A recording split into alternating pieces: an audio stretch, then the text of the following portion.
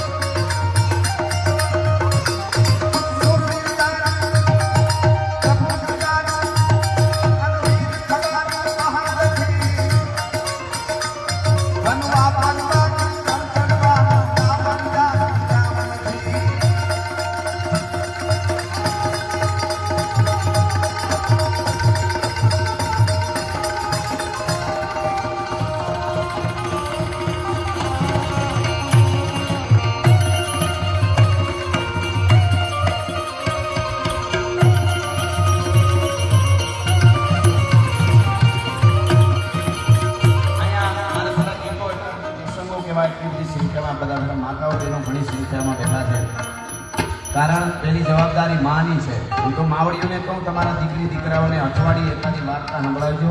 શિવ પુરાણમાંથી સંભળાવજો, રામાયણમાંથી, મહાભારતમાંથી, ગીતામાંથી કે ગામડાની લોકકથા. અનુપમા ઓછી જોવાય કાંઈ વાંધો નહીં, એ જરાય દુઃખી નથી. તમને લાગે છે ભારત વર્ષની જે પરંપરા છે, અમેરિકા ભલે આજે સુપર પાવર હોય, કાલે ભારત પણ સુપર પાવર બનશે, પણ જે આપણી ધરોહરના આપણા સંસ્કાર, બાપુ કાયમ મારા પ્રોગ્રામમાં કહું છું, દુનિયાના દેશોને લુગડા કેમ પહેરવા એ ખબર નહોતી. તેથી મારા ભારતમાં સાધુની યુનિવર્સિટીઓ હાલતી હતી, તક્ષશિલા, નાલંદા.